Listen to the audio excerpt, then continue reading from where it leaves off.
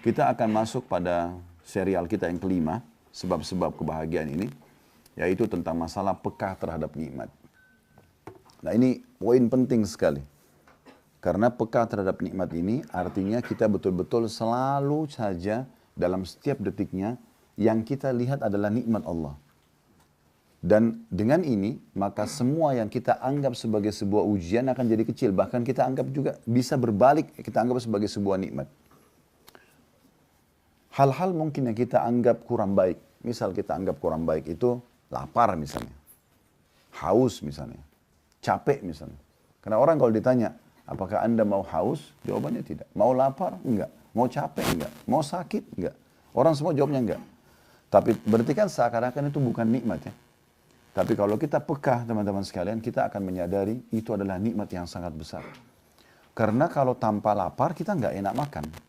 Tanpa haus kita enggak enak minum. Bukan enggak enak sih dalam arti kata tidak bisa menikmati enggak, tapi beda.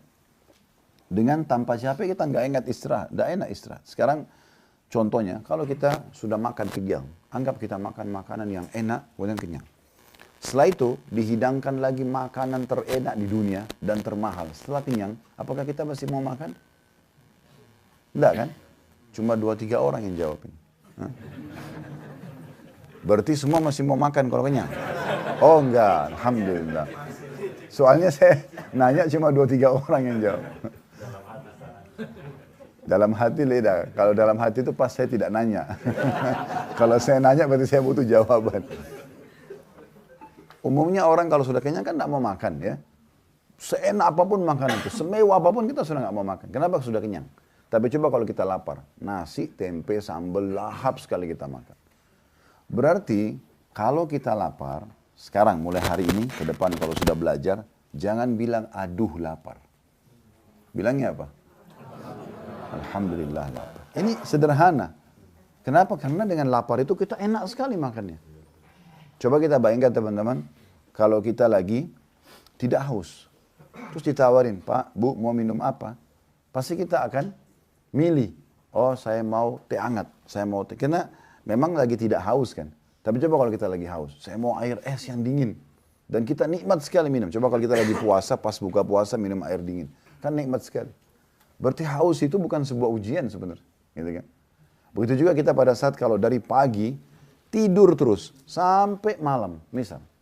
Terus malam disuruh tidur lagi, kira-kira masih bisa tidur? Coba kita kalau dari pagi, aktivitas, sampai menjelang maghrib atau isya, aktivitas, malam kita diberikan kesempatan tidur. Begitu enaknya kita istirahat tidur, karena memang capek. Sekarang sakit misalnya, hal yang mungkin orang semua tidak mau. Baik, tanpa kita sadari teman-teman sekalian, ternyata sebuah nikmat ada tersirap di situ. Karena dengan kita misalnya lagi flu, lagi demam, terus di depan kita ada orang minum air es, ya, dia sehat, kita lagi meriang, dia malah sehat. Kita baru menyadari, oh ternyata waktu saya itu tuh enak banget. Bayangkan kalau kita nggak pernah dikasih sakit sama Allah. Mungkin kita kufur. Justru semua itu adalah kendaraan-kendaraan untuk mensyukuri nikmat Allah subhanahu wa ta'ala. Selalu teman-teman, lihat orang yang di bawah kita. Jangan selalu patokannya orang yang di atas. Kita tidak akan pernah bersyukur kalau kita lihat orang yang di atas. Kalau kita mau tahu bagaimana besarnya nikmatnya Allah, saya kadang-kadang di Jakarta, supaya melihat nikmat Allah besar misalnya dengan rumah yang Allah berikan, walaupun kita misalnya punya rumah tidak seberapa besar, coba jalan di gang-gang, kita lihat rumah-rumah orang. Itu betul-betul subhanallah rumah dengan petak yang kecil, dalam gang-gang di Jakarta itu padat sekali. Depannya lagi gang, di jalan kecil, dekat kecil itu got lagi. Gimana caranya mereka jalan? Kadang-kadang 2-3 orang sudah mepet. Saya pernah masuk di belakang satu rumah sakit, saya tidak usah sebutin. Waktu itu pas azan mau cari masjid. Kebetulan keluarga saya lagi berobat di situ. Terus saya cari, Pak, sana security mana masjidnya Pak? Karena di situ cuma ada tempat sholat kecil. Terdengar azan. Oh di belakang rumah sakit ada Pak. Saya jalan masuk di gang-gang itu. Subhanallah Allah perlihatkan rumah-rumah kecil-kecil. Ya, dempet-dempet semuanya. Jalannya juga kecil, kalau saya jalan, ada orang lain jalan, di sebelah kami kiri kanan got ini. Jadi harus mepet-mepet, jalan jauh, tempatnya sholatnya turun ke bawah lagi. Tapi orang-orang hidup di sana. Ada yang jualan di situ, ada yang ngobrol depan rumahnya bahagia saja. Tegur-tegur sapa sama tetangganya. Yang seperti ini harus dilihat teman-teman, supaya kita yang ada di komplek perubahan ini, oh ternyata luar biasa nikmat. Jangan lihat selalu rumah yang lebih besar di kompleks sebelah. Gak akan terima kasih sama Allah. Kita akan anggap kecil itu semua. Dan Nabi SAW sudah bersabda, Allah Subhanahu Wa Taala berkata kepada para malaikat pembagi rezeki, lapangkan rezeki hambaku ini, karena kalau engkau lapangkan dia akan bersyukur. Dan sempitkan rezekinya hambaku ini, karena kalau kau bukakan maka dia akan kufur. Allah lebih tahu. Makin kita peka terhadap nikmat, makin melimpah Allah kasih. Lisan kita selalu Alhamdulillah, Alhamdulillah, Alhamdulillah. Terus kita juga berbagi dengan orang yang makin melimpah, pasti. Tapi kalau sedikit berkeluh kesah, semuanya serba salah, semuanya serba kurang, gitu kan. Sedikit saja ada kesalahan yang dari pelayanan orang di rumah sakit misalnya itu apa, kita sudah ngamuk-ngamuk sana sini. Tapi lupa dengan orang yang sudah antri 2-3 hari misalnya. Ada orang yang mungkin tidak bisa masuk ke rumah sakit itu, contoh misalnya. Begitu banyak, kita harus peka. Makanya saya berikan judul peka terhadap nikmat. Bukan hanya sekedar bersyukur. Bagaimana kita peka melihat semua nikmat Allah SWT. Dari rambut kita teman-teman sekalian sampai ke ujung kaki kita. Berapa banyak nikmat Allah yang luar biasa yang orang lain tidak miliki. Berapa banyak. Saya kedatangan ini contoh saja. Saya kedatangan berapa kali gitu jemaah di kantor, di restoran. Ada kemarin satu bapak terakhir datang. Dia minta izin untuk ketemu ngobrol gitu. Dia ada mampir makan sama teman-temannya. Begitu duduk, bapak itu Masya Allah kelihatan badannya sehat sekali. Tiba-tiba dia bilang minta bicara 4 mata Ustaz. Terus dia ngomong ternyata mau ngambil anak angkat. Dan sambil bapak itu nangis-nangis gitu. Ustaz saya mau ambil anak angkat, kami sudah menikah 10 tahun atau 15 tahun belum punya anak. Sambil dia nangis-nangis.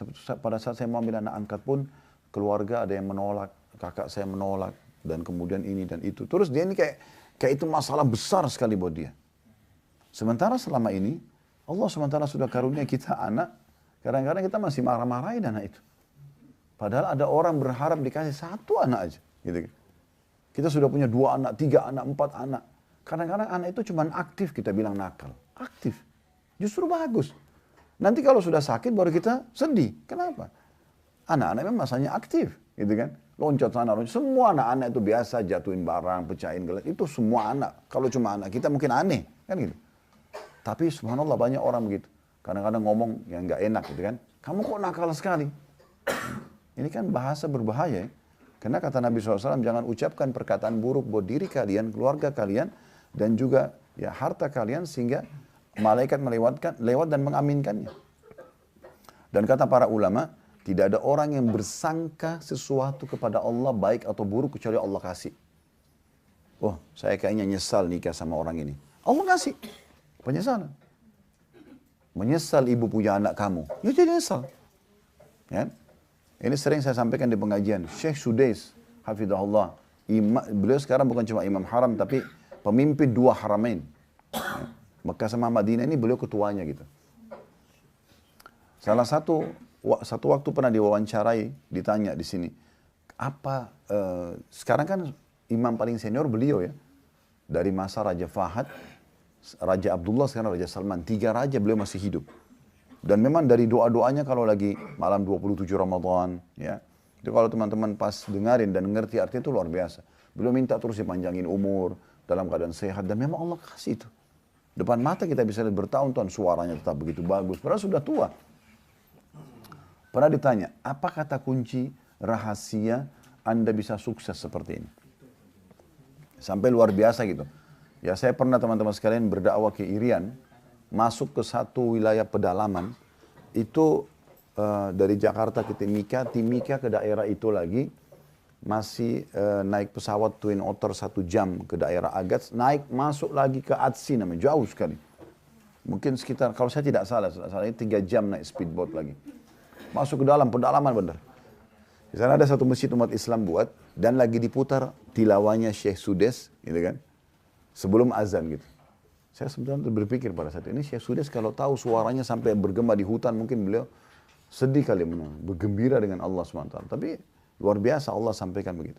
Tahu apa rahasianya? Pada saat ditanya, apa rahasianya? Dia bilang doa ibu saya. Kata yang wawancarai, memang apa doa ibu Anda? Dia bilang, saya dulu waktu kecil, kalau nakal atau aktif, ibu saya selalu mengatakan, pergilah ke haram, semoga kau jadi imam haram. Itu perkataan ibunya. Jadi bukan bilang kamu nakal sekali, kamu begini dan begitu, nyusahin ibu, enggak. Pergilah ke haram, semoga kau jadi imam haram. Itu terus ibunya doa. Ucap, jadi doa. Berapa banyak kita nggak peka hal seperti ini. Kenapa kita tidak mengatakan, nak semoga Allah berikan kau hidayah. Kita bilang pada pasangan, semoga Allah berikan kau hidayah. Semoga engkau lunakkan hatimu. Semoga Allah berikan petunjuk. Kenapa kita nggak seperti itu? Kenapa kita teman-teman sekalian susah sekali mengucapkan salam dengan pasangan kita atau dengan keturunan kita. Padahal assalamualaikum artinya semoga keselamatan dunia akhirat engkau dapatkan. Itu assalam. Kebahagiaan dunia akhirat. Keselamatan. Warahmatullah, semoga rahmat. Rahmat itu rezeki. Selalu engkau dapatkan. Dan juga wabarakatuh, semoga itu cukupkan. Ya. Setiap ketemu kita harusnya mengucapkan itu. Kata Nabi SAW, ya, orang muslim yang terbaik adalah orang muslim yang kalau bertemu dengan dia mulai dengan salamnya. Kenapa kita malas sekali ucapkan? Berapa banyak orang yang harusnya setiap hari komunikasi sama istri atau suaminya, atau orang tua sama anaknya tidak ucapin salam. Ya, di sini di Saudi, teman-teman sekalian, jangan aneh, jangan merasa asing. Cuma kalau orang-orang dari negara lain, saya memang tidak melihatnya. Tapi kalau di sini di Saudi ini, kalau kita naik ke lift, misalnya di tempat-tempat umum mereka yang biasa kumpul, karena di sini kan lagi kumpul jemaah haji ya. Nah, biasanya di tempat-tempat umum di luar itu, kalau kita lagi di lift, ada orang masuk, pasti salam. Assalamualaikum warahmatullahi wabarakatuh. Naik di pesawat, kita naik di pesawat, kalau Saudi Airline misalnya, saya sering dapat gitu. Duduk di bisnis kelas, ada orang masuk, Assalamualaikum. Di ekonomi lewat, dia Assalamualaikum. Di bus umum, Assalamualaikum warahmatullahi wabarakatuh. Begitu orang salam, biasa sekali. Saya pernah satu kali naik di lift di PGC, di Pasar Grosir Cililitan waktu itu, mau sholat di lantai 7 kalau nggak salah. Begitu saya masuk, liftnya agak penuh. Terus saya salam, Assalamualaikum warahmatullahi wabarakatuh. Semua mata orang lihat saya aneh. Oh iya. Maksudnya siapa orang ini salam? Waktu itu memang saya belum dikenal di media seperti sekarang ya. Orang pada bertanya semua. Karena biasanya kita terbiasa salam sama orang yang dikenal kan. Kan ini aneh. Apa kata Nabi SAW waktu ditanya? Islam apa, amalan apa dalam Islam yang paling baik? Paling Allah cintai, paling besar pahalanya. Paling mudah memaafkan dosa-dosa. Kata Nabi SAW, tut'imut ta'am, berikan makan orang lain. Traktir orang lain. Ya. Kemudian tusallimu ala man ta'rif wa man lam ta'rif. Engkau mengucapkan salam kepada orang yang kau kenal dan kau tidak kenal. Jadi tidak boleh orang dikenal saja, apalagi suami istri. Di sini udah biasa teman-teman. Kami kalau bertamu sama teman-teman kami di sini, mereka punya penataan rumah. Jadi kalau kita masuk, biasanya ada banyak pintu, mirip dengan kamar hotel ini gitu. Ada pintu ya. Nah, ada pintu khusus untuk ruang tamu laki-laki. Ada pintu khusus untuk ruang tamu perempuan. Jadi kalau tamu laki-laki masuk ke situ ditutup pintunya. Nanti tuan rumah laki-lakinya yang melayani. Nanti kalau tamu perempuan ke ruang sana nanti ada tutup pintunya lagi, ada yang melayani gitu. Nah, biasanya tuan rumah laki-laki itu layani kami terus mengatakan silakan masuk, kita masuk. Diajak ngobrol sama dia. Kalau istrinya sudah siapin makanan, ada biasa mereka tekan tombol bel dari dalam rumahnya itu keluar suara belnya di ruang tamu kita, terus suaminya sudah tahu berarti makanan sudah siap. Atau diketuk pintu misalnya. Kalau makanan udah siap tinggal diambil. Maka biasanya tuan rumah ini, dia keluar nih. Tadi waktu dia sambut kita salam masuk rumah, dijawab sama dia. Kemudian dia masuk ke sana, diambil makanan. Cuma bawa makanan dari dalam rumah masuk ke ruang tamu lagi. Salam sama kami. Assalamualaikum. Padahal ini dari ketemu ngobrol nih. Begitu luar biasanya. Berapa banyak kita ngobrol sama istri, sama suami tiap hari. Gak mau salam. Saya kadang kalau jalan sama ikhwana. Assalamualaikum. Dia tidak salam, dia angkat telepon istri langsung to the point bicara. Ya akhi, salam dulu. Antum sedang doakan, Assalamualaikum, semoga kebahagiaan, keselamatan dunia akhirat. Warahmatullah, ya. Semoga rahman Allah, juga rezeki Allah. Wabarakatuh. Dan berkah Allah selalu bersamamu. Nah, ini doa yang luar biasa gitu. Dan usahakan kalau salam lengkap. Lengkap itu. Assalamualaikum warahmatullahi wabarakatuh. Begitu. Nggak usah ringkas-ringkas. Ya. Kalau tulis wae ringkas-ringkas gitu. Ya. Ya. Jadi tulis lengkap gitu. Ucapkan lengkap. Assalamualaikum aja. Oke. Dapat berapa kalau Assalamualaikum? 10. Kalau tambah warahmatullah, 10 lagi. Wabarakatuh 10 lagi. Itu terjadi di masa Nabi SAW. Lalu lagi duduk dengan para sahabat, ada yang datang. Assalamualaikum. Terus duduk. Nabi SAW jawab. Nabi mengatakan, lahu asyara. Orang ini dapat 10 pahala. Datang orang kedua, dia tambah warahmatullah. Assalamualaikum warahmatullah. Duduk dia. Kata Nabi SAW setelah jawab, lahu ishrun. Orang ini dapat 20 pahala. Datang orang ketiga, subhanallah, di majelis yang sama, ucapin lengkap. Assalamualaikum warahmatullahi wabarakatuh. Lalu dia duduk. Nabi SAW jawab, lalu Nabi mengatakan, lahu thalathun. Orang ini dapat 30 pahala. Sudah tahu nggak teman-teman sekalian, Abdullah bin Umar radhiyallahu anhu, kalau sudah selesai sholat duha, sudah selesai zikir paginya, sudah ibadah yang dia langkahkan di pagi itu sudah selesai. keluar dari rumahnya ke ujung gang, balik lagi hanya salam aja. Salam sama fulan, salam sama saling mendoakan gitu.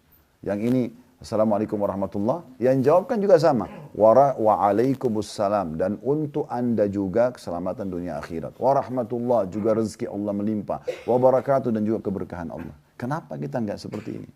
Harusnya peka, saling mendoakan yang baik gitu kan. Ini poin luar biasa yang harus kita ketahui. Dan terlalu banyak tentunya nikmat Allah subhanahu wa ta'ala. Intinya, lihat orang yang di bawah, kata Nabi SAW, kalian akan lebih mudah untuk bersyukur. Syukuri. Jangan lihat orang yang di atas kita, karena pasti akan ada ya, orang di atas kita. Secara ekonomi, secara paras wajah, postur tubuh, pasti ada saja orang di atas kita. Tapi itu bukan untuk kita jadikan tolak ukur. Nabi SAW mengatakan, lihatlah orang yang di bawah kalian, maka kalian akan lebih peka. Nabi SAW menganjurkan kita selalu menjenguk orang sakit supaya kita tahu tentang nikmat ya, kesehatan yang kita sedang miliki gitu kan. Bahkan Nabi SAW mengatakan disuruh ziarah orang sakit dan beliau mengatakan siapa yang menziarah saudaranya maka dia akan dapatkan, Allah akan datangkan 70.000 malaikat yang memohon ampun untuknya sampai sore hari. Kalau dia ziarah, kalau dia jenguk saudaranya sakit pagi hari, itu malaikat 70.000 doakan dia sampai sore hari. Kalau dia jenguk sore hari, ya walaupun cuma 5-10 menit misalnya, maka ada 70.000 malaikat yang mendoakan dia sampai pagi hari. Begitu terus. Contoh misalnya, untuk kita tujuannya sebenarnya untuk supaya kita mengetahui, oh ini masih ada banyak orang yang sakit dibandingkan saya gitu ya. Saya masih sehat, saya masih begini dan begitu. Ini contohnya. Kita berapa kali disuruh ziarah kubur misalnya. Kata Nabi SAW, saya dulu larang kalian di Mekah ziarah kubur, karena memang waktu itu masih banyak kuburan orang kafir, umat Islam yang sangat sedikit jumlahnya. Maka sekarang di Madinah ziarah karena dia mengingatkan kematian. Supaya kita sadar, oh saya masih hidup, masih punya peluang untuk beramal soleh. Nah begitu, kita peka dalam masalah-masalah hal seperti ini. Makanya Allah subhanahu wa ta'ala sangat wajar menitik beratkan dalam surah Ibrahim ayat 7. Wa itta'adzana rabbukum la in syakartum la azidannakum wa la in kafartum inna azabi lasyadid.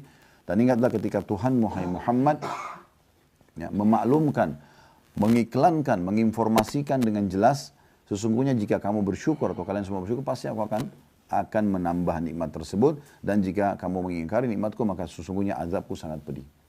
Yang perlu kita perbaiki teman-teman sekalian adalah kita biasa mau bersyukur kalau di mata kita itu nikmat. Ini yang jadi masalah.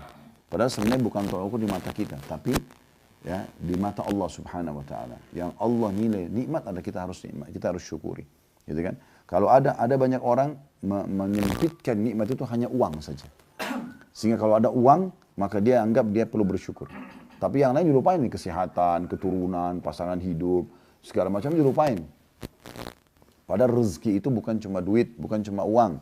Rezeki itu adalah semua yang bisa membuat roda kehidupan di muka bumi berjalan, namanya rezeki. Oksigen yang kita hirup, mata yang ditangkap oleh mata sehingga kita bisa melihat, telinga yang didengar oleh kuping, ya kita bisa mengetahui apa yang orang sedang ucapkan kepada kita. Ya, fungsi-fungsi anggota tubuh semua masih maksimal. Itu adalah nikmat Allah subhanahu wa ta'ala yang melimpah, yang harusnya kita peka. Ya. Ini makanya judul kita peka terhadap nikmat Allah subhanahu wa ta'ala. Dan Hasan Basri rahimahullah menanggapi firman Allah Ibrahim ayat 7 tadi mengatakan, siapa yang bersyukur atas nikmat Allah, Allah akan menjadikannya semakin taat. Salah satu efeknya adalah kalau kita selalu mengatakan alhamdulillah, alhamdulillah, alhamdulillah, Allah arahkan kita kepada ketaatan kepadanya karena syukur itu.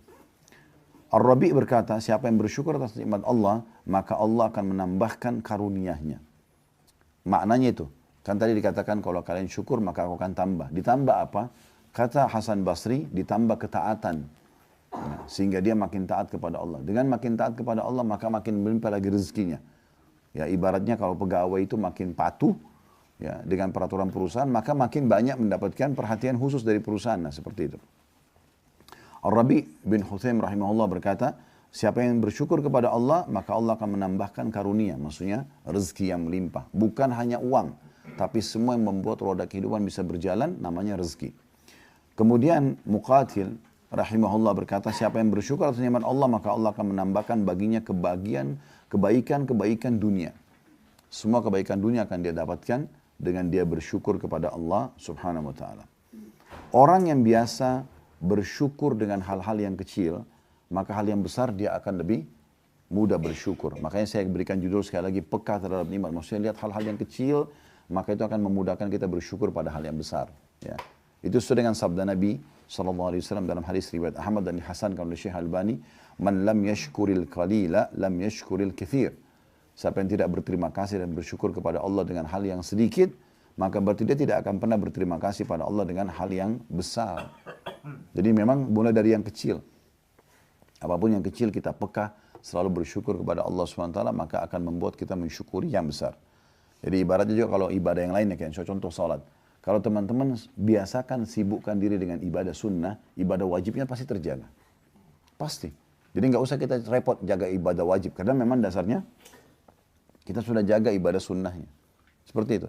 Kita kalau sudah biasa sedekah, zakat kita akan jalankan. Kita biasa puasa sunnah, puasa wajib akan mudah. Kita biasa umroh, haji akan mudah. Begitu seterusnya. Nah seperti itu maksudnya. Yang dimaksud dalam makna hadis tadi yang baru kita bacakan ya. Dan juga perlu kita ketahui bahwasanya setiap kita bersyukur, maka manfaatnya untuk diri kita sendiri. Allah tidak butuh dengan syukur itu. Jadi kita harus selalu faham ini kita yang membutuhkannya. Dengan mengucapkan Alhamdulillah, maka kita akan mendapatkan manfaat buat diri kita sendiri. Sebagaimana Allah jelaskan dalam surah Luqman, ya, dalam surah Luqman ayat 12. Wa man yashkur fa innama yashkuru li nafsi. Siapa yang berterima kasih atau bersyukur kepada Allah, maka sesungguhnya ia manfaat syukur itu akan kembali kepada dirinya sendiri. Akan kembali kepada dirinya sendiri. Dan ini perlu digarisbawahi tentunya teman-teman sekalian supaya kita faham. Ada hal lain yang harus kita fahami dalam masalah kepekaan dalam syukur ini. Ya. Yaitu Ibnu Taimiyah rahimahullah mengatakan, syukur itu harusnya, kata beliau, asyukru yakunu bil qalbi wal lisan. Ya.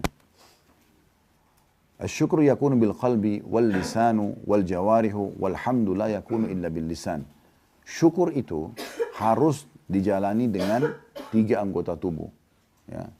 Dengan hati, kita yakini itu adalah semua nikmat dalam hati kita. Kemudian lisan selalu mengucapkan. Dan yang tidak kalah penting, seluruh anggota tubuh juga ikut. Nanti kita jelaskan masalah anggota tubuh ini ya. Adapun ya, alhamdulillah, maksudnya puji-pujian saja, itu hanya dengan lisan. Jadi kalau mau dianggap orang itu bersyukur, dia harus 3 hal yang dilakukan. Ya, hatinya meyakini itu adalah sebuah nikmat. Jangan dia pungkir dalam hati lalu lisannya mengatakan Alhamdulillah, enggak. Memang dia tahu ini adalah sebuah nikmat dalam hatinya, kemudian dia ucapkan dengan lisannya. Lalu ini yang tidak kalah penting, anggota tubuhnya dipakai dalam ketaatan. Tidak pantas teman-teman sekalian, kita ini sudah diberikan kesehatan oleh Allah, mata kita terang, telinga kita bisa mendengar dengan baik, semua anggota tubuh baiklah. Lalu kita pakai bermaksiat kepada Allah, ini tidak pantas gitu. Ya. Masa kita diberikan fasilitas lalu kita pakai berdosa gitu. Harusnya jangan. Jadi kita harus fahami tentang masalah ini. Ya. Anggota tubuh kita harus kita gunakan untuk ketaatan kepada Allah. Kalau ada seorang hamba, dia menggunakan matanya untuk melihat yang haram misalnya. Ini tidak pantas, karena mata Allah sudah sehatkan untuk melihat kebesaran Allah SWT di alam semesta. Untuk membaca kitabnya Allah. Ya. Bukan untuk maksiat. Tidak pantas gitu. Kalau kita di perusahaan dikasih sebuah fasilitas, lalu kita pakai dalam maksiat. Ini tidak pantas gitu. Salah sekali. Harusnya kita ya, pakai dalam ketaatan. Telinga juga, dengarkan ayat-ayat Allah. Dengarkan ceramah. Bukan didengarkan yang lain. Karena akan kita salah gunakan fasilitas ini, gitu kan? Lisan juga Allah kasih, suara kita ada. Mungkin misalnya Allah kasih suara merdu atau kita masih bisa berbicara, tidak bisu. Maka dipakai untuk nasihat, untuk perkataan yang baik. Minimal yang mubah, nanyain kabar orang misalnya. Bukan untuk ghibah, bukan untuk nyakitin orang lain. Nah, seperti itu. Nah, itu yang dimaksud dengan menggunakan anggota tubuh dalam ketaatan kepada Allah Subhanahu wa Ta'ala.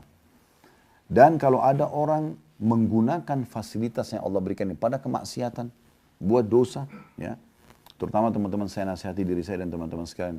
Ini kita sudah haji. Allah sudah perlihatkan kita bagaimana kita ibadah kepadanya. Dipilih dari para hamba-hambanya. Dijanjikan dengan janji yang banyak. Jangan pulang dari haji ini kembali kepada pelanggaran ini. Ini sayang sekali. Berapa banyak orang pulang dari haji berubah. Tadinya di sini sudah mulai soleh dan soleh. Pulang ke Indonesia mulai berubah lagi. Kembali lagi ke masa-masa jahiliyahnya dulu. Ini keliru sekali. Perhatikan Ibnu Qayyim sangat peka menyampaikan dalam kitab Madarikus Salikin beliau. Jadi 1 halaman 337. Annal ma'asi, ya, dikata beliau, kulliha atau kullaha. Annal ma'asi kullaha min naw'il kufril asghar fa innaha diddu syukri alladhi huwal amalu bitta'ah. Kata beliau, seluruh maksiat, seluruh dosa, tidak terkecuali, kecil ataupun besar, masuk dalam kufur. Ya, kufur nikmat maksudnya. Maksiat itu bertolak belakang dengan sikap syukur. Orang bilang Alhamdulillah tapi tetap buat dosa. Jadi bertolak belakang. Gitu. Karena bentuk syukur adalah dengan beramal ketaatan. Orang kalau betul-betul berterima kasih pada perusahaan, dia akan loyal dengan perusahaannya. Itu baru benar. Ya. Bentrok dong kalau dia mengatakan misalnya, oh saya kerja di sini, saya bangga. Tapi di belakang dia rusak namanya perusahaan, itu kan tidak mungkin. Atau dia pakai fasilitas yang dia salah gunakan misalnya, itu nggak mungkin. Nggak ketemu. Yang benar adalah kalau dia dikasih kebaikan, maka dia justru membalasnya dengan kebaikan. Nah ini poin penting ya. Ibnu Qayyim juga mengatakan bahwasanya rukun syukur itu ada 3. Ada rukunnya, wajib kita fahami. Yang pertama, mengakui nikmat itu berasal dari Allah. Jadi kita betul-betul akui ini adalah dari Allah subhanahu wa ta'ala. Kemudian yang kedua, memuji Allah atas nikmat tersebut. Mengatakan Alhamdulillah. Yang ketiga, meminta tolong untuk menggapai ridha Allah dengan memanfaatkan nikmat dalam ketaatan. Jadi ini tadi, gunakan nikmat itu dalam ketaatan. Kekuatan ini untuk ketaatan, mata ini untuk melihat yang halal, telinga untuk mendengar yang halal, lisan mengucapkan yang halal, tangan menjamah yang halal, kemaluan menyentuh yang halal, kaki melangkah ke tempat yang halal. Dan harus ada perubahan. Gak bisa kita teman-teman sekalian merasa selalu cukup dengan apa yang sudah kita lakukan, tidak. Selalu kita meningkatkan kualitas tersebut. Ya. Justru termasuk juga rasa syukur kepada Allah subhanahu wa ta'ala, itu kalau kita tadinya pernah melakukan pelanggaran, sekarang kita tutupi pelanggaran itu dengan kebaikan-kebaikan. Saya kasih contoh. Pernah dengar Abu Jahal ya, Fir'aunnya umat ini, ya, diberikan julukan Fir'aun umat ini, meninggal dalam keadaan kafir di perang Badr. Tapi subhanallah Allah kasih hidayah anaknya bernama Ikrimah.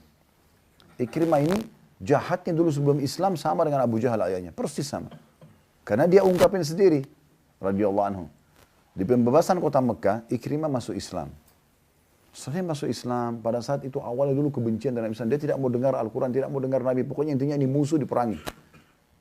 Sampai dia pembebasan kota Mekah, pasukan besar masuk di sini, umat Islam 10.000 orang menguasai Mekah. Mereka tidak bisa lagi melawan. Di saat itu dia mulai duduk merenung. Ada apa ini? Kekuatan apa yang sedang masuk ke kota dia? Kemudian dia coba dengarin Al-Quran dengan merenungi dalam bahasa Arab. Dia ngerti bahasa Arab. Barulah masuk dalam iman dalam hatinya. Setelah itu dia mengatakan, ya Rasulullah, sungguh ini firman Tuhanku yang luput dariku selama ini. Lalu dia menangis. Lalu dia mengatakan, ya Rasulullah, ini bahasa dia yang perlu kita jadikan bahasan ya. Dia mengatakan, ya Rasulullah, mulai hari ini saya akan mengeluarkan infak sebesar dulu yang pernah saya keluarkan pada saat memerangi Anda. Agar Allah memaafkan kesalahan-kesalahanku.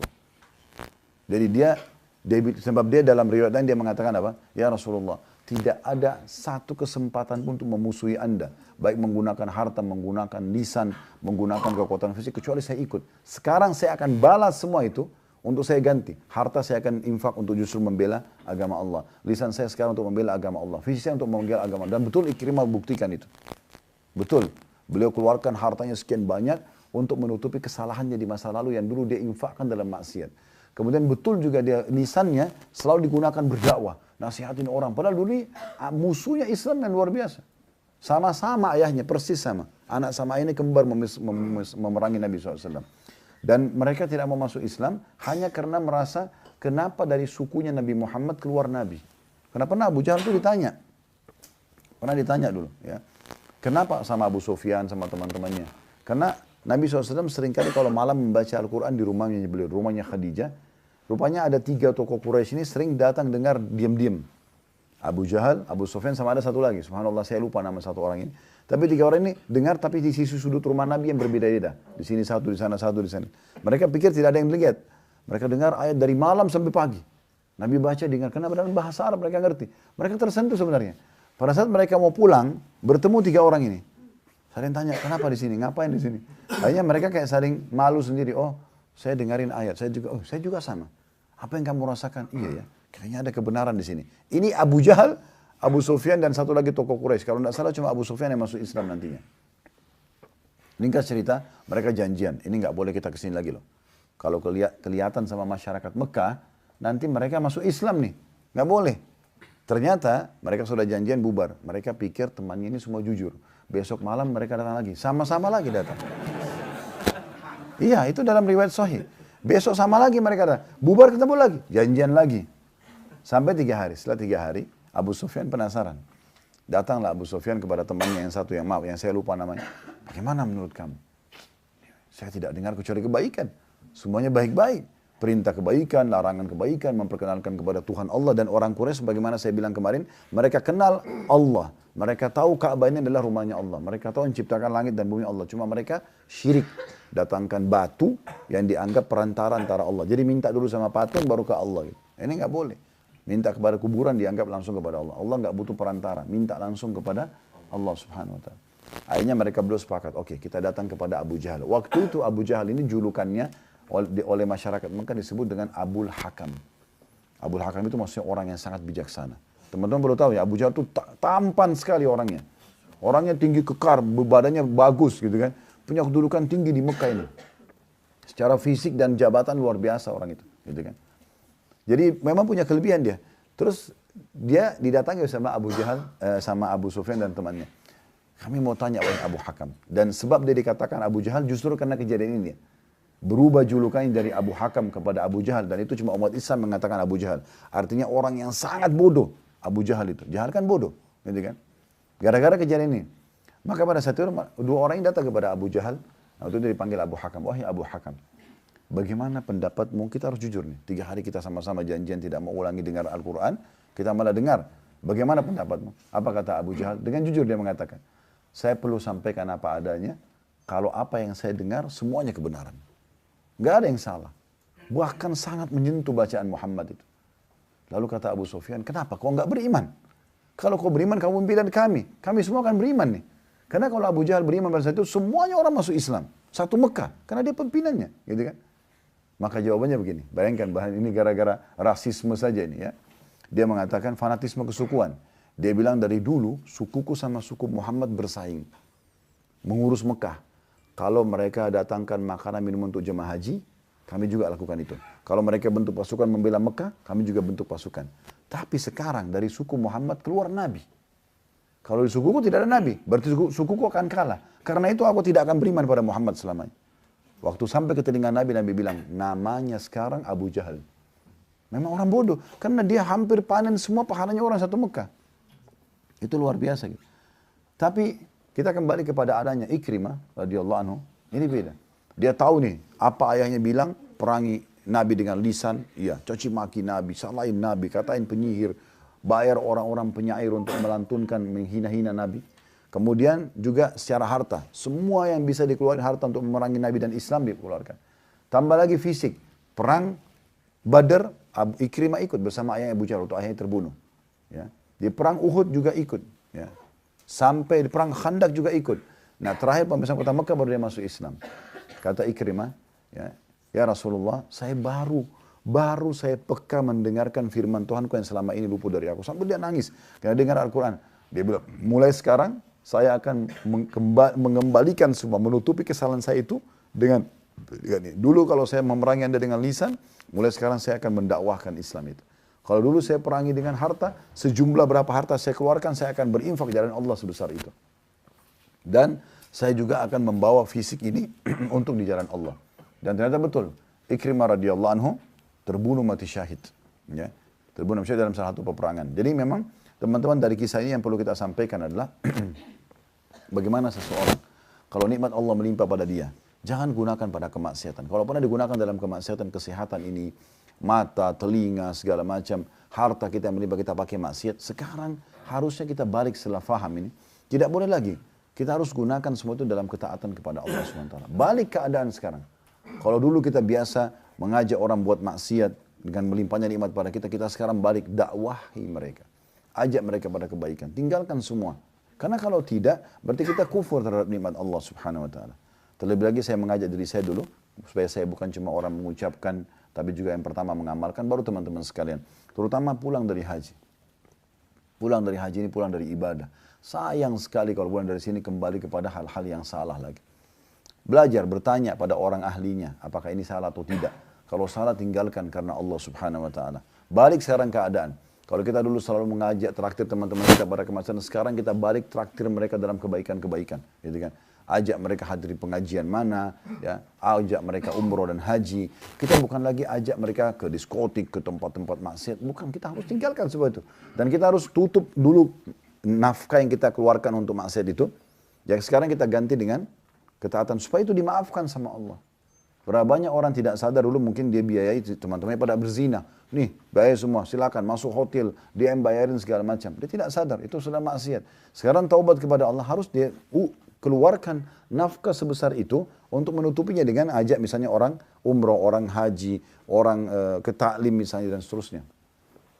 Ada Masya Allah di antara jemaah kita yang pernah hadir di Uhud, setelah pulang mereka mulai ikut ke pengajian-pengajian, terutama di Blok M hadir. Saya ada yang datang di Tablik Akbar, Masya Allah datang dari kota-kota yang cukup jauh. Biaya teman-temannya, kerabatnya untuk tiket pesawat, ada yang sewa bus lengkap, datang ke pengajian. Semua itu mungkin karena mereka sudah menyadari, oh dulu saya sudah salah nih dalam gunakan harta kepada maksiat, sekarang saya akan balik itu untuk kepada ketaatan kepada Allah SWT.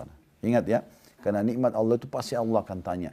Dalam sebuah riwayat Bukhari, pernah Nabi SAW lapar sekali. Beliau keluar dari rumah dalam kondisi lapar. Dalam riwayat sahih itu dikatakan. Pas beliau jalan, lewat depan rumahnya Abu Bakar. Abu Bakar juga pas keluar, tidak janjian.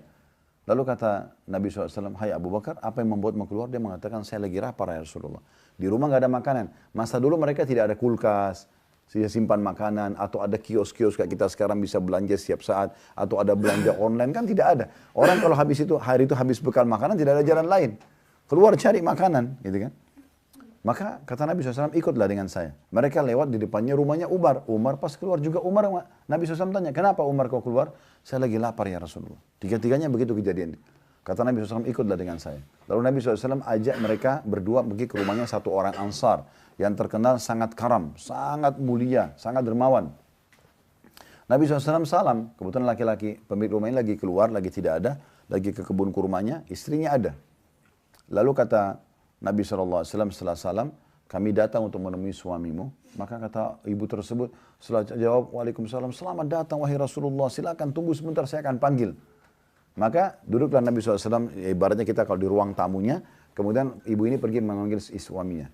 Suaminya begitu dengar Nabi datang, oh Masya Allah, berita gembira apa ini? Nabi tiba-tiba bertamu di rumah kita di jam seperti ini, di waktu seperti ini. Langsung dia naik ke pohon kurmanya, dia potong kurma dengan tangkainya, ya itu biasanya penghormatan luar biasa gitu kan.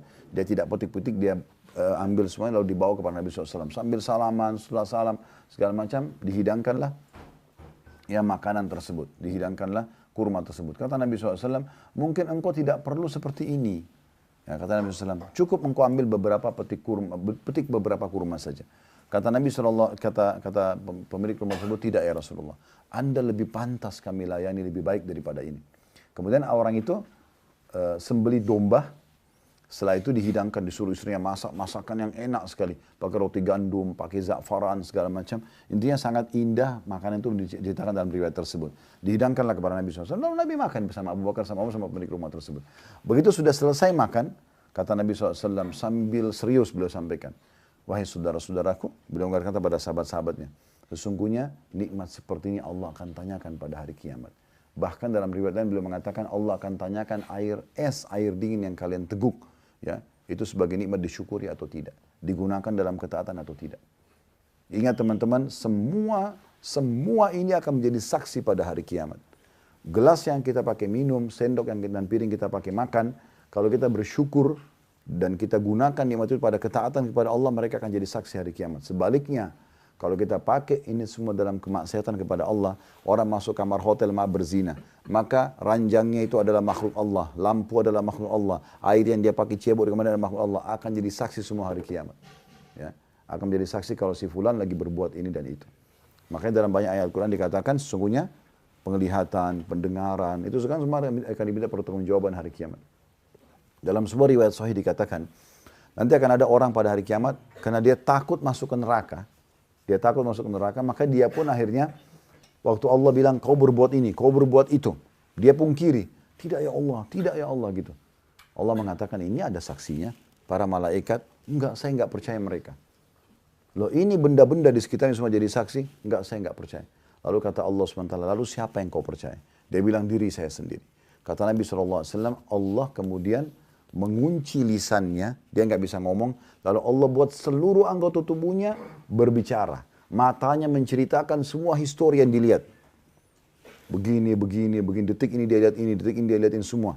Kemudian telinganya menceritakan, tangannya menceritakan, kemaluannya menceritakan, kaki menceritakan. Setelah itu, Allah buka lisannya. Lalu dalam Al-Quran Allah kekalkan, dia berkata begini, lima syahidtum alaina. Setelah dia bisa ngomong, dia mengatakan pada anggota tubuhnya, kenapa kalian ngomong untuk diri sendiri? Saya tadi ini untuk menyelamatkan kalian. Maka anggota tubuhnya berbicara pada saat itu dengan hikmah Allah. Ya. Mereka mengatakan, antakanallah alladhi antaka kulla syai'. Yang membuat kami bisa bicara ini Allah. Yang membuat semua sesuatu bisa berbicara.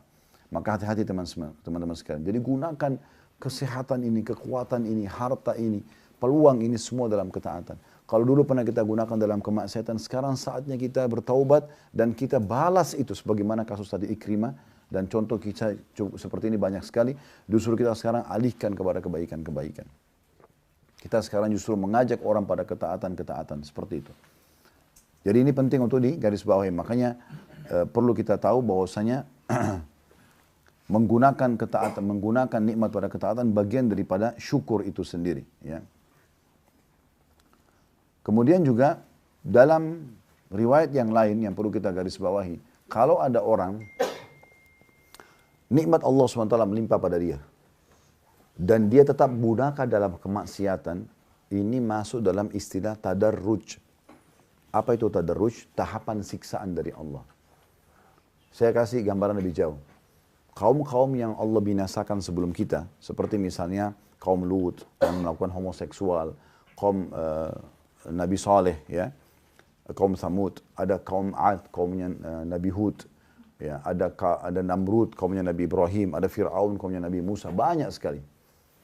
Mereka itu sebelum Allah datangkan hukumannya, Allah binasakan mereka, itu Allah datangkan nikmat yang melimpah di hari-hari terakhir. 3 hari, seminggu sebelum mereka datang siksa, Allah limpahkan nikmat supaya mereka makin lalai. Makin lalai. Karena memang Allah tahu mereka tidak akan taubat. Maka semua itu datang nikmat kepada mereka melimpah, badannya tambah sehat, gembalaannya makin banyak, subur, hasil panennya makin banyak. Sehingga mereka pikir, oh iya, makin lalailah mereka dari taubat kepada Allah dan mereka terus berbuat maksiat. Maka di hari H datangnya hukuman, mereka tidak bisa lagi bertobat kepada Allah SWT. Maka hati-hati. Kalau Allah memberikan kita nikmat yang melimpah sementara kita dalam maksiat, berarti itu hati-hati tahapan siksaan. Supaya kita makin lalai. Oleh karena itu jangan digunakan dalam kemaksiatan teman-teman sekalian. Kita semua pasti punya dosa, bukan berarti kita suci. Tetapi jangan gunakan setelah mendengarkan pengajian seperti ini,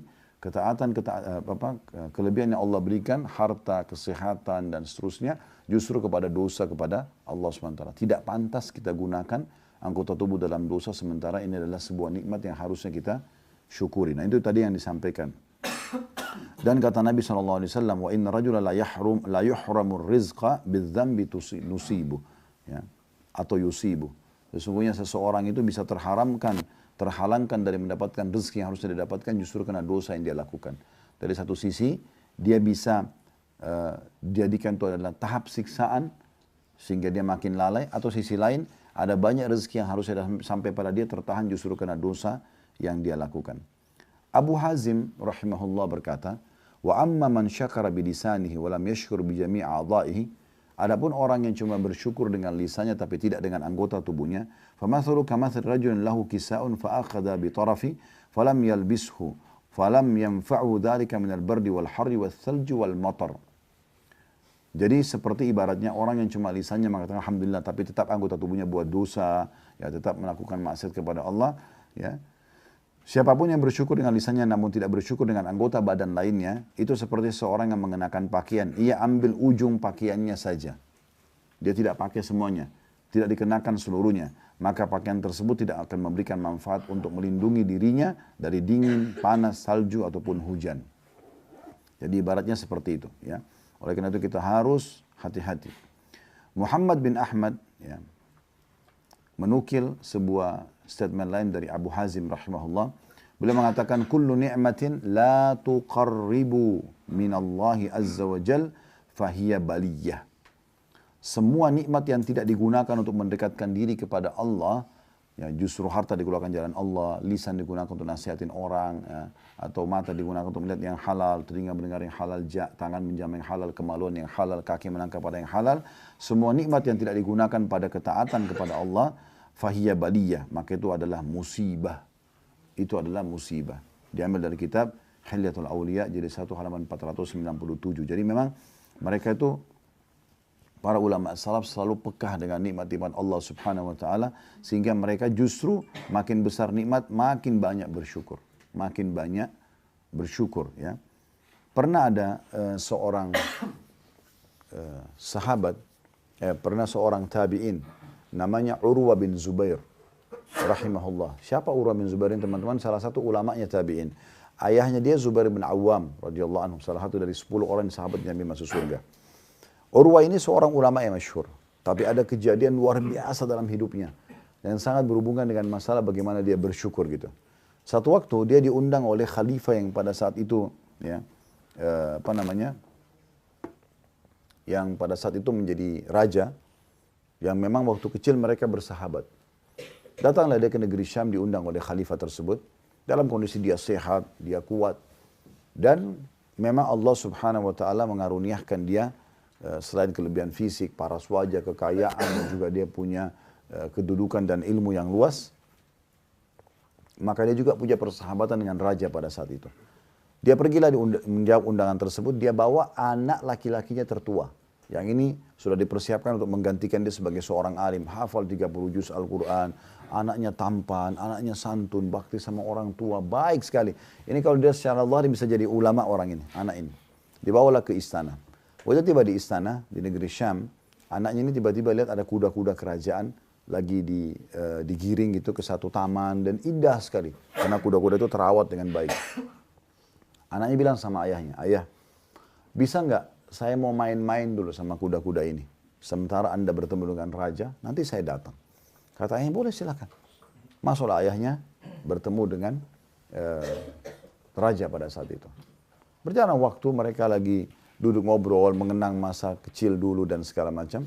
Tiba-tiba ada satu prajurit masuk, pamit, buru-buru. Datang, buru-buru, pamit. Ya. Waktu dia pamit, masuk, kata si khalifah, tidakkah kau tahu hari ini saya punya tamu khusus? Kenapa harus memotong pembicaraan kami? Dia bilang, mohon maaf karena ada berita penting. Apa beritanya? Anaknya Urwah, yang tadi yang laki-laki yang tampan, yang hafal Quran, yang dia siapkan untuk jadi ulama itu, beliau pada saat lagi melihat kuda-kuda tersebut, karena asyik dia sangat dekat, dan ada satu ekor kuda sempat menendang, ya, anak ini ke dadanya dan tiba-tiba meninggal dunia. Ini kejadian nyata. Anaknya wafat pada saat itu. Khalifah kaget. Bagaimana bisa? Kuda yang mana? Mana pengawal gitu? Ya. Tapi sudah terjadi. Yang unik luar biasa pada saat itu, Khalifah panik karena ini tamunya. Dan ini memalukan bagi dia. Sekaligus memilukan, bagaimana bisa tamu harus dibiarkan anaknya ditendang kuda dan mati. Ini mati bukan cuma luka biasa. Luka aja sudah memalukan bagi dia, apalagi meninggal dunia. Waktu dia lagi panik, dia heran melihat sikap Urwah rahimahullah. Ini ulama yang luar biasa. Pada saat mendengar berita tersebut dengan sangat tenang, dia mengatakan, Inna lillahi wa inna ilaihi raji'un. Kami milik Allah, kami akan kembali kepada Allah. Allah sudah takdirkan, ya sudah. Biarkan saya melihat jenazah anak saya. Hingga cerita, dia datang teman-teman sekalian, dia lihat jenazahnya memang sudah meninggal. Maka dia yang mandikan, dia yang urus jenazahnya, sampai akhirnya dikuburkan. Ini pada hari yang sama ya, perhatikan ini. Berentetan musibah datang kepada beliau, dan bagaimana beliau menyikapinya dengan syukur yang luar biasa. Maka pada saat itu, dia pun mengurus jenazah, lalu dibawa diturunkan ke liang lahat. Subhanallah, itu diturunkan ke liang lahat. Saya tidak tahu, mungkin teman-teman medis tahu penyakit apa ini, tapi dalam buku-buku sejarah disebutkan dalam bahasa Arab namanya gargarina. Saya tidak tahu bahasa Indonesianya apa, tapi dalam buku sejarah itu disebutkan itu. Apa itu? Dia pada saat turun ke dalam liang lahat, dia kakinya kena virus atau apa, bakteri apa itu namanya, dalam bahasa Arab gargarina ini, itu membuat kakinya tiba-tiba kayak membusuk si Urwah. Urwahnya ini, si alimnya ini. Jadi baru saja anaknya meninggal, dia urus jenazahnya, terus dia turunkan ke liang lahat, kakinya kena itu. Dan waktu itu tidak ada keputusan lain kecuali harus amputasi. Seketika pada saat itu. Karena kakinya tiba-tiba membusuk dan menjalar. Ada tabib terbaik istana, dipanggil oleh khalifah. Bingung khalifahnya ini, harus bagaimana nih? Tamu terbaiknya, anaknya baru meninggal, sekarang dia kena penyakit. Dan di pekuburan istana lagi. Maka dipanggil tabib terbaik bilang, ini nggak bisa lagi khalifah. Ini sebatas ilmu kami ini harus dipotong segera. Kalau tidak, terus dia menjalar naik ke atas. Maka akhirnya dengan sangat susah, dengan sangat terpaksa, khalifah menyuruh menyampaikan, dicari orang yang paling pintar berbicara, untuk sampaikan dengan santun kepada Urwah, begini keputusan dokternya, tabibnya. Sekali lagi pada saat itu, Urwah waktu dengar, subhanallah, disebutkan dalam riwayat ini, tidak sedikit pun nampak rasa sedih dalam wajahnya. Ini kakinya akan dipotong ini.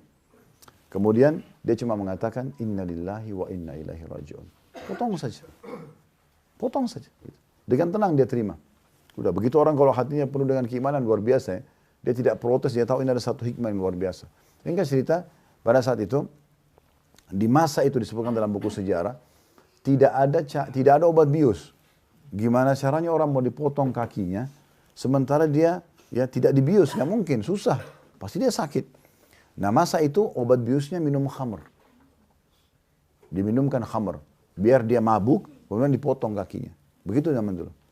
Didatangkanlah kendi khamr yang terbaik.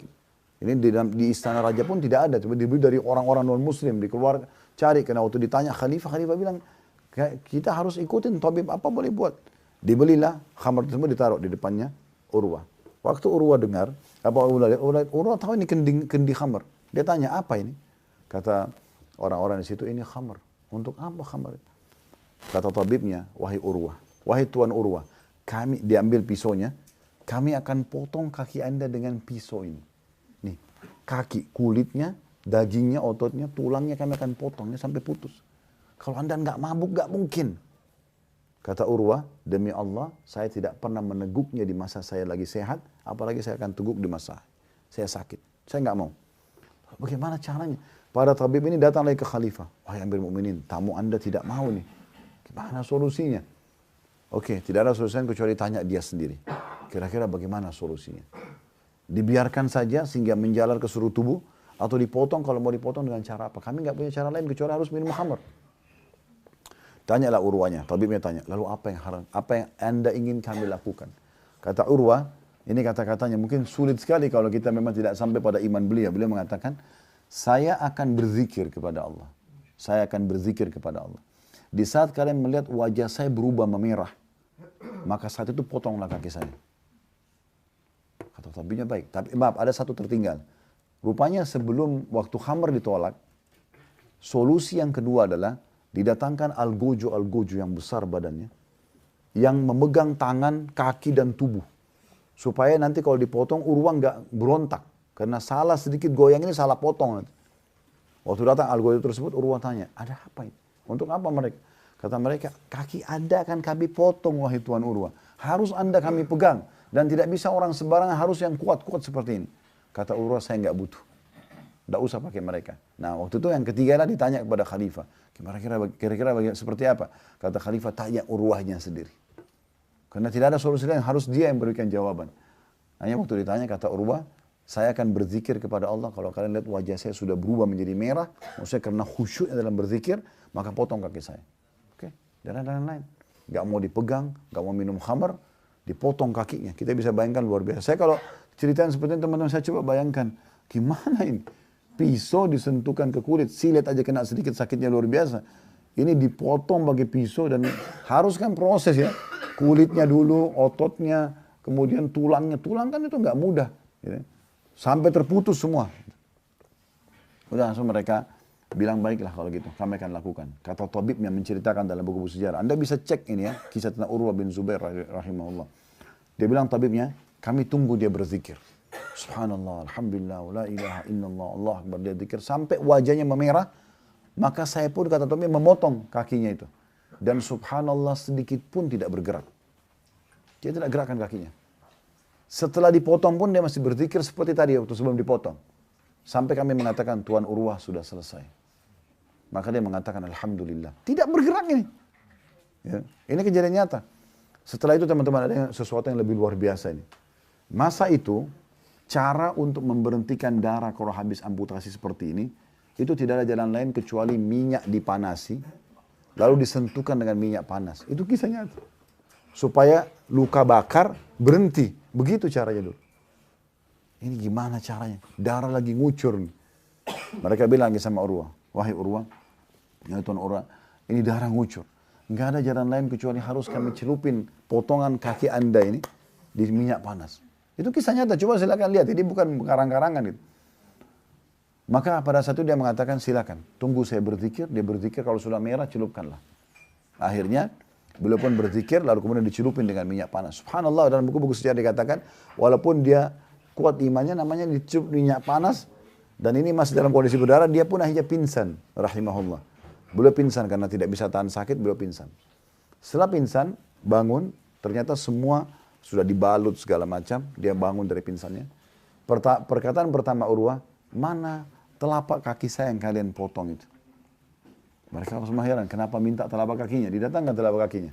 Lalu diangkat sama dia sambil dia mengatakan, Alhamdulillah, segala puji bagi Allah yang telah mengamanahkan kau di tubuhku selama 40 tahun belum pernah aku pakai dosa sekalipun. Ini bahasa dia. Segala puji bagi Allah yang telah mengamanahkan kamu pada tubuhku selama 40 tahun aku tidak pernah menggunakanmu satu kali pun masuk. Tidak pernah kakinya melangkah pada dosa. 40 tahun. Udah selesai pada saat itu. Ya. Tapi khalifah ini bingung. Gimana caranya menenangkan Urwah ini? Di hari yang sama menjadi tamu kerajaan, anak terbaiknya yang pertama meninggal dunia. Kakinya dia kena tadi gargarina itu dan harus dipotong. Ya. Plus lagi tadi harus dicelup pakai minyak panas segala macam. Bagaimana cara menenangkannya? Khalifah lagi bingung. Subhanallah, dengan hikmah Allah subhanahu wa ta'ala. Waktu itu ada satu suku Arab datang ke istana raja. Nah, di antara orang suku Arab ini ada beberapa orang mereka. Ada satu orang di situ. Rupanya dia kepala suku. Nah, matanya buta orang ini. Matanya buta. Kemudian dia memimpin tengah-tengah. Lalu kata Khalifah, siapa anda ini? Siapa kalian? Oh, kami dari suku Arab Badui dari sini dan situ. Lalu siapa yang di depan ini? Dia ngomong, saya adalah pimpinan kabilah ini. Saya pimpinan suku ini saya. Gitu. Terus kata Khalifah, kenapa saya belum pernah mengetahui ada pimpinan suku itu buta? Kenapa bisa anda jadi pimpinan suku? Orang ini bilang, wahai Amir Mu'minin, kalau anda mau dengar cerita saya akan ceritakan. Kata dia, baik silakan. Karena memang dia lagi tunggu nih, apa yang bisa menghibur Urwah, gitu kan? Dia pengen tahu apa ini, mau dikasih harta mungkin nggak bakal puas, gitu kan? Gimana caranya menenangkan tamu yang sudah meninggal anaknya di hari yang sama, kakinya diamputasi dengan hari yang sama. Rupanya orang ini cerita teman-teman. Ini makanya kalau kita diberikan nikmat lihat orang yang di bawah, kalau diberikan ujian lihat orang yang di atas. Masih banyak orang di atas kita. Kalau kita cuma flu, ada flu dan demam. Kita flu dan demam, ada orang flu, demam, rematik. Kita rematik pun mungkin kita stroke, ada orang yang sudah meninggal dunia. Pasti ada orang di atas kita. Kalau nikmat lihat orang yang di bawah supaya kita bersyukur, kalau cobaan kita lihat orang di atas supaya kita bersabar. Gitu. Maka orang ini mengatakan, wahai Amir Mu'minin, wahai pemimpin orang beriman. Ini cerita orang itu ya, kepala suku ini. Dia bilang, saya, di suku saya, tidak ada yang mengalahkan ketampanan saya. Memang orang itu tampan, tapi matanya buta. Ya. Kemudian dia bilang, tidak ada juga yang mengalahkan fisik saya. Memang fisiknya kekar. Orangnya sangat sempurna secara fisik. Tidak ada yang mengalahkan saya di suku saya dari sisi harta. Dia orang paling kaya. Dan juga tidak ada yang pernah menyaingi kedudukan saya. Saya tidak pernah diganti menjadi kepala suku, nggak pernah. Karena wibawahnya, karena keputusannya yang selalu tepat. Pokoknya luar biasa gitu. Terus dia bilang, satu waktu, karena orang Arab Badui ini teman-teman suka pindah-pindah tempat. Mereka tidak mau tinggal di kota, tinggalnya dari kemah ke kemah. Jadi padang pasir itu tempat mereka keliling. Ingatkan saya kembali ke poin ini, saya ingin tambahkan sebuah informasi. Dan saya kembali di sini kisah Urwah ya, kisah orang kepala suku ini. Saya pernah waktu kita buat umroh plus Aqsa, di Jordan itu kami lewat dari kota Petra menuju ke Amman. Nah, itu yang ujungnya adalah kota Petra, 7 keajaiban dunia. Itu kami ke Amman, lewatin padang pasir. Ada banyak kemah-kemah orang Badui di situ. Saya tanya orang Jordan asli itu, ini siapa mereka? Ini orang-orang Badui. Kenapa pemerintah Jordan, saya bilang, kenapa pemerintah Jordan tidak urus mereka? Tidak bangunin rumah sakit, tidak bangunin sekolah, perbaikan. Kenapa mereka dibiarin tinggal dalam kemah? Kata orang ini, orang-orang Badui ini memang tidak mau. Mereka pernah dibuatin sama pemerintah rumah sakit, mereka pernah dibuatin sekolah, mereka pernah dibangun rumah, ditinggalin sama mereka. Memang mereka maunya tinggal di kemah. 2 minggu sini pindah ke sana, 2 minggu sana pindah. Memang mereka pindah-pindah. Seperti itu kurang lebih. Kita kembali kepada kisah kita tadi. Kata orang ini, satu waktu saya pernah membawa suku saya semua pindah dari satu lokasi ke lokasi yang lainnya. Pada saat kami istirahat malam hari, tiba-tiba turun hujan lebat dan datang gelombang banjir yang sangat besar. Ya, di lembah itu, karena di padang pasir itu kan dia kalau ada cekungan lembah biasanya air kalau lagi banjir lewat situ, maka semuanya ini terseret dengan banjir. Semua suku saya semuanya terseret, bahkan saya seluruh anak-anak saya dan istri saya pun ikut terbawa arus, semuanya mati, meninggal, terbawa dengan arus di malam itu, satu malam itu ya. Terus dia bilang, setelah air itu hilang, saya sempat bergantung pada sebuah pohon. Gitu kan. Kemudian setelah air itu hilang, saya melihat ada satu ekor unta dari semua unta kami yang terseret dengan ombak yang besar itu, yang masih ada di situ. Terikat tali kenangannya di satu pohon, dan akhirnya tali itu tidak putus. Dan ternyata ada bayi saya, anak saya yang paling kecil masih ada. Kemudian setelah itu saya turun dari pohon tersebut, kemudian saya berusaha untuk menyelamatkan bayi saya. Begitu saya mendekat, datang seekor serigala. Ini kisah nyata ya. Ini bukan di karang-karang kisah ini. Datang seekor serigala, tiba-tiba lebih cepat daripada saya datang ke bayi tersebut, lalu digigit kepalanya. Dibawa bayi itu pergi. Maka saya kehilangan pada malam itu, keluarga saya semua terbasuh, anak saya sendiri yang saya mau selamatkan, tinggal itu satu keluarga saya. Lalu saya mendekati unta saya. Unta itu karena mungkin stres, kena banjir segala macam. Tiba-tiba itu saya mendekat, dia berontak dan kedua kakinya diangkat lalu kemudian menendang kedua mata saya, maka butalah saya. Wahai Amir Mukminin, dalam satu malam saya kehilangan seluruh anggota keluarga saya, kehilangan seluruh anggota suku saya, kehilangan seluruh harta saya dan kehilangan mata saya. Semua satu malam. Tapi orang itu bilang begini, Alhamdulillah. Dia ucapkan begitu. Kata Khalifah, bawa segera orang ini ke Urwa biar menceritakan tentang kejadiannya. Karena berarti ada orang lebih berat daripada Urwa. Datanglah orang tersebut menceritakan kepada Urwa, lalu Urwa bersyukur kepada Allah dengan itu. Ketutupannya teman-teman sekalian, pulanglah Urwa ke Madinah. Dengan kaki yang hilang satu, anaknya pun sudah meninggal dikubur. Ya. Masa itu orang tidak ada telepon bisa informasikan ke istrinya, kalau ini anak kita begini, tidak ada informasi. Keluarga di Madinah tidak tahu apa-apa. Pergilah mereka sampai akhirnya di kota Madinah.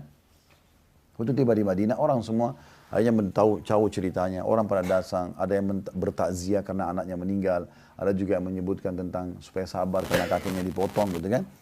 Tapi subhanallah, begitu mereka sudah banyak ngomong gitu, lagi kumpul, kata Urwah, duduklah sebentar. Lalu pertama ucapan Urwah begini, Alhamdulillah, Allah mengambil satu anak saya, Allah masih menyisakan 3, karena dia punya 4 anak. Bayangkan ya, jadi yang dia lihat, nikmat yang lebih, bukan yang dia lihat yang sedikit ini. Kan gitu. Jadi satu diambil, ternyata masih ada 3. Kalau kita kan mungkin tidak seperti itu cara lihatnya. Tapi ini dia, Alhamdulillah, dia jadikan ini bahan syukur. Allah ambil satu anak saya, masih ada 3 ditinggalkan. Allah ambil satu kaki saya, Allah masih sisakan 3. 1 kaki dan 2 tangan. Dan Alhamdulillah, begitu bersyukur kepada Allah SWT. Coba lihat, bagaimana besarnya nikmat Allah begitu. Kita sudah dikasih kaki masih sempurna, tangan, mata, telinga, segala macam. Jangan digunakan dalam dosa. Gunakan dalam syukur dan bertakwa kepada Allah Subhanahu wa taala. Ini yang sedang kita beratkan. Kalau Bapak Ibu pulang dan Bubu dari pengingat ini bawa pesan ini, saya sudah cukup buat saya. Gunakan anggota tubuh kita dan semua nikmat ini yang Allah berikan justru pada ketaatan kepada Allah Subhanahu wa taala. Kapan kita gunakan dalam kepada kemaksiatan, maka bisa masuk dalam bab tadarruj. Ya, tadarruj itu berarti tahapan siksaan. Tahapan siksaan. Ingat teman-teman sekalian, kesehatan yang Allah berikan, kesempatan yang Allah siapkan. Kemudian juga bahkan waktu kosong, waktu lowong, itu sebuah nikmat yang luar biasa. Kata Nabi SAW dalam hadis yang sahih riwayat Bukhari dari hadis Ibnu Abbas radhiyallahu anhu, ni'matani magbunun fihima katsirun minan nas. Ada 2 nikmat yang banyak manusia tertipu dan lalai darinya. Kemudian beliau mengatakan as-sihhatu wal faragh, adanya kesehatan, ini nikmat yang luar biasa, dan juga adanya waktu lowong. Jadi kalau ada waktu lowong, saya lagi lowong, ini lagi apa? Justru gunakan dalam ketaatan. Ya. Syaitan selalu menunggangi waktu lowong kita justru untuk berbuat dosa. justru hanya membuang-buang waktu pada hal yang berbau maksiat kepada Allah Subhanahu wa taala. Ini tidak boleh, ya. Ini poinnya. Kita akan tutup teman-teman sekalian dengan beberapa poin, beberapa statement lagi. Ibnu Battal rahimahullah berkata, seseorang tidaklah dikatakan memiliki waktu luang hingga badannya juga sehat. Barang siapa yang memiliki dua nikmat ini, waktu senggang dan nikmat sehat, hendaklah ia bersemangat. Jangan sampai ia tertipu dengan meninggalkan syukur pada Allah atas nikmat yang diberikan. Bersyukur adalah dengan melaksanakan setiap perintah ya, dengan nikmat itu dan meninggalkan larangan. Barang siapa yang luput dari syukur semacam ini, maka dia benar-benar tertipu oleh syaitan. Ya. Kapan dia gunakan nikmat Allah Subhanahu wa taala ini, waktu lowongnya, kesehatannya, kekuatannya, hartanya pada maksiat berarti dia tertipu. Ini salah penempatan, harusnya digunakan dalam ketaatan kepada Allah Subhanahu wa taala. Ingat teman-teman sekalian, semua nikmat ya, semua yang kita minta kepada Allah sudah Allah kasih. Kecuali beberapa poin yang memang dengan hikmah Allah tunda. Saya kasih contoh. Bukankah kita setiap hari lapar? Ya. Apa yang kita ucapkan? Lapar. Dapat makanan nggak? Dapat. Kalau tidak dapat, pasti kita tidak hidup sampai sekarang kan? Setiap hari kita haus. Bukan kita dapat haus, dapat air. Kalau kita cuma bilang haus. Bukankah setiap hari kita capek dan ngantuk? Baik, kita tidur. Kalau tidak tidur, berarti kita sudah meninggal sekarang. Kan gitu. Dan semuanya, hampir setiap yang kita baru, kadang-kadang kita baru niat sudah dikasih sama Allah. Ada mungkin 1-2 permintaan yang Allah belum kasih dengan hikmah Allah.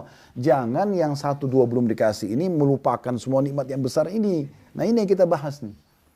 Karena kadang-kadang begitu. Kita ada satu yang kita harapkan Allah belum kasih. Kita minta jodoh, kita minta keturunan, kita minta satu proyek apa. Allah belum kasih. Kemudian ini membuat semua nikmat Allah yang hilang nih. Kita lupakan tuh kesehatan kita, kepeluang kita ibadah. Oh anggota tubuh yang masih sehat. Ini lupa. Ini aneh ini. Tidak boleh begitu. Makanya judul kita sekali lagi peka terhadap nikmat Allah. Ingat Urwah tadi masih bisa bersyukur. Dengan satu anaknya mati masih ada 3. Kakinya satu dipotong masih ada 3 anggota tubuh yang lain. Penggantinya 1 kaki dan 2 tangan. Seperti itu harus kita memahami teman-teman sekalian. Sekali lagi saya ingatkan. Ya, garis bawah ini tinta emasnya. Bahwasanya pekalah dalam bersyukur kepada Allah Subhanahu wa ta'ala. Dan mulai dari hal-hal yang kecil, maka kita akan bersyukur dengan hal yang besar. Pertama. Yang kedua, kesimpulannya. Jangan gunakan nikmat Allah yang melimpah ini pada kemaksiatan. Nggak boleh. Itu berarti kufur nikmat. Mata ini Allah sudah kasih sehat, bisa melihat bukan buta. Telinga bisa mendengar, lisan bisa mengucap, bibir bisa mengucap, lisan bisa mengecap, tangan menjama, kaki melangkah dan seterusnya. Ini semua adalah nikmat Allah yang melimpah. Harusnya digunakan dalam ketaatan, bukan kepada kemaksiatan. Nggak boleh. Kemudian yang terakhir poinnya adalah teman-teman sekalian, kalau kita pernah melakukan kemaksiatan pada nikmat Allah ini, sekarang kita pulang haji ini perbaikin. Kita niatkan dengan baik. Sudah ikut pengajian ini bagi teman-teman yang sedang tidak haji yang lagi online. Kita pulang ini, kita justru bayar dulu apa-apa yang kita gunakan dalam kemaksiatan justru kita bayar dengan ketaatan. Dulu kita nggak pakai sholat, sekarang kita pakai sholat. Kekuatan kita dan kesempatan kita. Dulu kita tidak pakai silaturahim, sekarang kita silaturahim keluarga. Dulu kita tidak menjenguk orang sakit, sekarang kita jenguk orang sakit. Dulu kita banyak berinfak, bantu orang berzina, bantu orang buat maksiat segala macam. Sekarang kita berinfak justru membantu orang ketaatan pesantren segala macam, ketaatan. Dan jangan campur baurkan ya. Jangan kita juga bantu pesantren, kita juga bantu maksiat. Jangan, tidak boleh. Harus semua di sini udah selesai. Sering saya bahasakan kalau mau hijrah menjadi orang baik, jangan setengah-setengah, sekaligus 100%. Ajal kalau datang akan menyesal nanti. Jangan pernah berpikir saya meninggal kalau saya masuk ruangan ICU, enggak. Sudah kita jelaskan kan kemarin di bahan serial kita yang kedua muhasabah, introspeksi diri itu. Enggak bisa. Orang kalau nganggap dia nanti kalau masuk ICU kemudian dia baru meninggal, ini salah. Terlalu banyak orang meninggal dalam kondisi sehat gitu kan. Dan juga untuk masuk ICU itu butuh hitungan detik kok. Keluar, tabrakan, langsung masuk rumah sakit, kan bisa begitu. Kalau kita sudah tahu misalnya di umur 75 tahun saya baru sakit, itu lain. Ini kita nggak tahu kapan datang. Oleh itu hati-hati teman-teman sekalian. Dan ini insya Allah bahasan kita tentang masalah peka terhadap syukur nikmat Allah Subhanahu wa ta'ala.